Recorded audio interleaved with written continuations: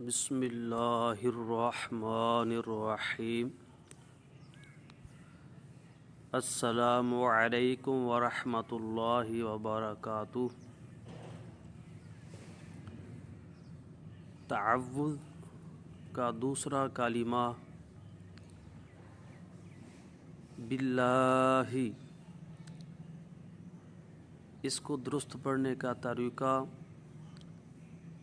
اور اس کلمے پر جو تجویدی قوانین جاری ہوتے ہیں ان کا اجرا کس طرح کرنا ہے، یہ ہمارا آج کا سبق ہے۔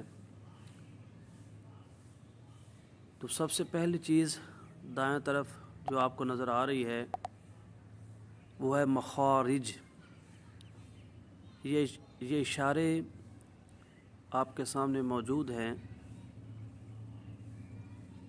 ان اشاروں کی مدد سے ہم جان سکیں گے کہ مکمل جو ہے نا قانون یہاں پر کون سا جاری ہوگا۔ تو سب سے پہلی چیز کہ مخارج یعنی یہ جو حروف ہیں ان کے مخارج کیا ہیں، اور مخارج یاد کرنے کے بعد ان حروف کو ان مخارج سے ادا کرنے کی کوشش کریں تاکہ حروف درست ادا ہوں۔ جب حروف کو ان کے مخارج سے ادا کیا جاتا ہے اس وقت وہ درست ادا ہوتے ہیں۔ مخرج کا لغوی معنی نکلنے کی جگہ، جس جگہ سے حرف ادا ہوتا ہے اس جگہ کو اس حرف کا مخرج کہتے ہیں۔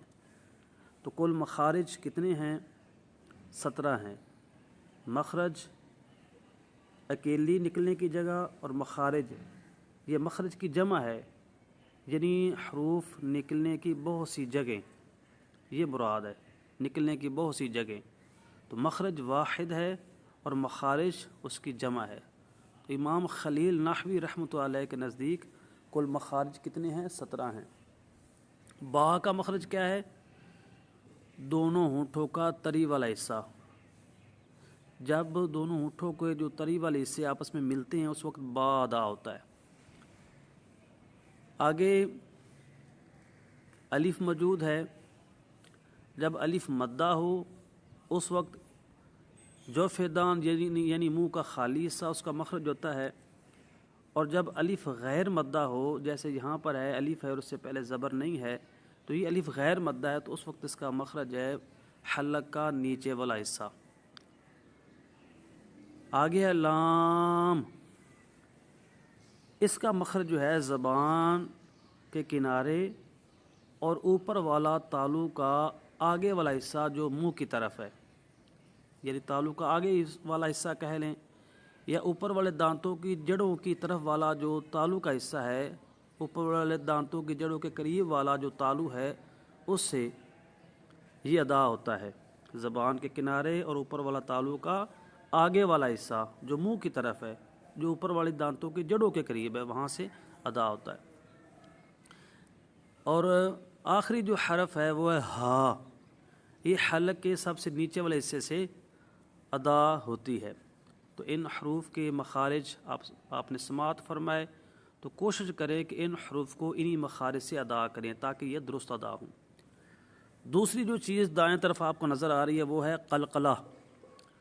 قلقلہ کا جو لغوی معنی ہے وہ ہے جنبش کرنا، حرکت کرنا۔ جن حروف میں صفت قلقلہ پائی جاتی ہے ان حروف کو ادا کرتے وقت ان کے مخارج میں جنبش سی ہوتی ہے، حرکت پیدا ہوتی ہے، جس کی وجہ سے آواز لوٹتی ہوئی محسوس ہوتی ہے۔ تو جب جنبش پیدا ہو، حرکت پیدا ہو اور آواز لوٹتی ہوئی محسوس ہو تو اس کو ہم قلقلہ کہیں گے۔ حروف قلقلہ کتنے ہیں؟ حروف قلقلہ 5 ہیں۔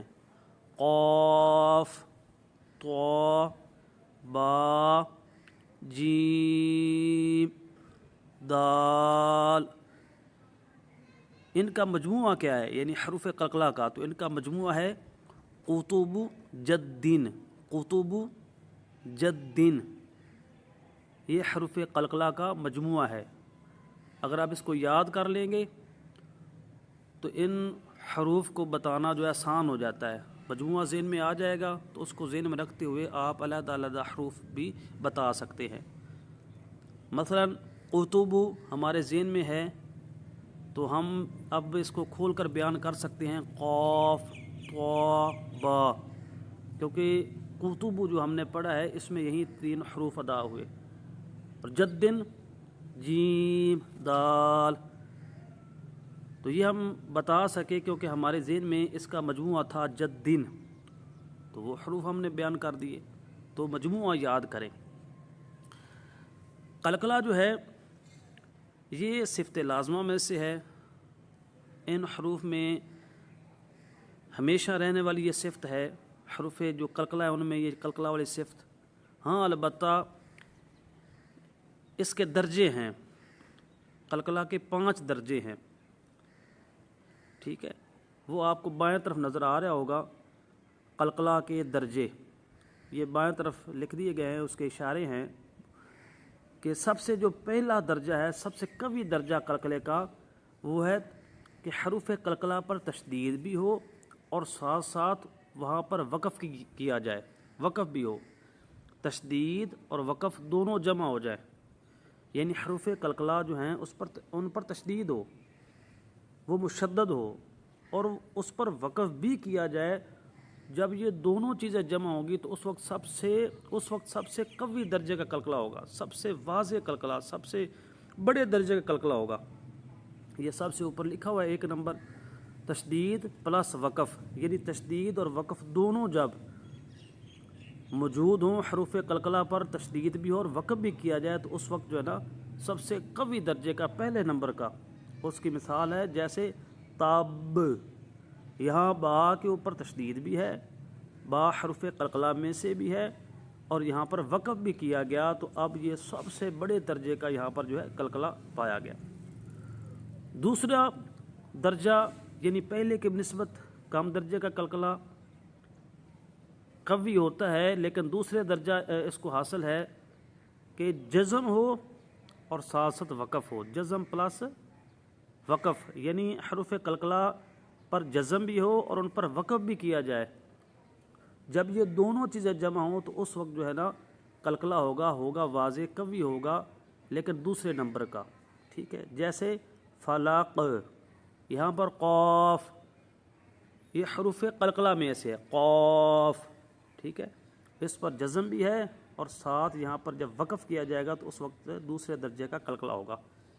تیسرا تشدید، بس تشدید ہو، آگے جو ہے ساتھ وقف نہ ہو. ساتھ دیکھیں وہ پلس وقف اب ختم کر دیا تو صرف تشدید ہو، تو اس وقت تیسرے درجے کا قلقلہ ہوگا. ٹھیک ہے، جیسے ربنا، یہاں پر با کے اوپر تشدید ہے لیکن یہاں وقف نہیں ہو سکتا، درمیان میں حرف موجود ہے، حرف قلقلہ با، تو یہاں وقف نہیں ہو سکتا، تو صرف تشدید ہے، وقف نہیں ہے، اس لیے یہاں پر تیسرے درجے کا قلقلہ ہوگا. 4 نمبر چوتھے درجے کا قلقلہ، صرف جزم ہو ساتھ وقف نہ ہو. آپ دیکھ رہے ہیں اب پلس وقف ساتھ نہیں لکھا ہوا، یہ 4 نمبر پر. تو اس کی مثال کیا ہے؟ خلقنا، خلقنا، قاف پر قلقلہ ہوا لیکن تیسرے درجے کا. ٹھیک ہے، جزم ہے، وقف یہاں پر نہیں ہے. اور 5واں درجہ، اور یہ سب سے چھوٹا درجہ ہے قلقلے کا، جب حرف قلقلہ پر حرکات ہوں یا کھڑی حرکات ہوں، یعنی زبر ہو، زیر ہو، پیش ہو، یا کھڑی زبر ہو، کھڑی زیر ہو، الٹا پیش ہو، ان میں سے کوئی بھی ہو تو اس وقت قلقلہ تو ہوگا لیکن سب سے کم درجے کا. اور اتنا کم درجہ ہوتا ہے کہ اس کو کوئی محنتی یا تجربہ کار آدمی ہی محسوس کر سکتا ہے.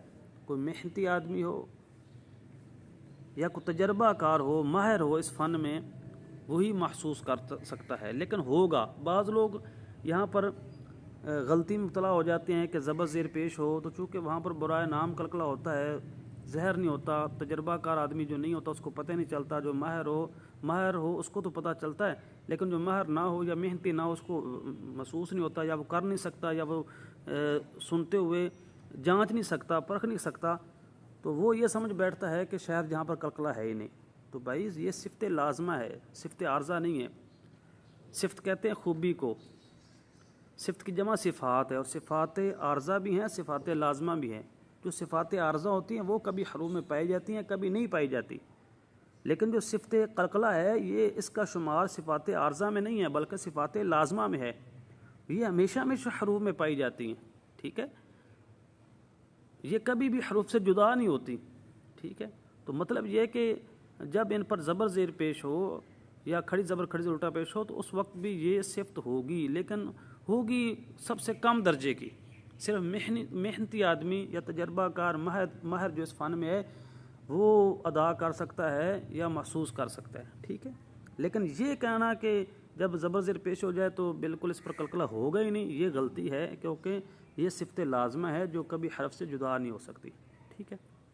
اب آئیں دائیں طرف، 2 نمبر جو ہے قلقلہ اس کی وضاحت ہو گئی، اور اوپر آپ دیکھ لیں کہ یہ جو حروف ہیں اوپر باللہ میں، اس میں سب سے جو پہلا حرف ہے با، اس میں جو ہے نا قلقلے والی صفت پائی جا رہی ہے۔ اور اب ہم دیکھیں گے کہ جو 5 درجے ہم نے پڑھے ان میں سے کس درجے کا قلقلہ ہوگا، تو سب سے کم درجے کا 5ویں درجے کا قلقلہ ہوگا۔ وہ وضاحت آپ اچھی طرح سمجھیں، ذہن میں رکھیں، تو اب آپ جان سکیں گے کہ با کے نیچے چونکہ زیر ہے لہٰذا سب سے کم درجے کا